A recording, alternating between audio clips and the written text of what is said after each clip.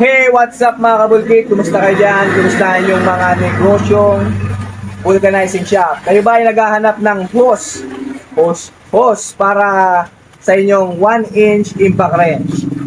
Eto mga kabulkit, meron ako dito 20 meters. May dalawang fittings at may kasama na rin na quick release connector para madali lang tanggalin. At ito nga pala ay order ng ating kapwa kabulkit. Shout out sa inyo dyan. PDA Vulcanizing Shop ng Santa Rita, Pinamalayan, Oriental, Mindoro. Tumawag si kapatid kagabi at inabot kami ng 1.5 oras. Pero napakasulit yon kasi itong ating kapwa kabulkit hindi madamot sa kalaman. Marami akong natutunan sa kanya. Sa mga gamit niyang malulupit, bilib talaga ako doon. At marami rin siyang naipayo sa akin.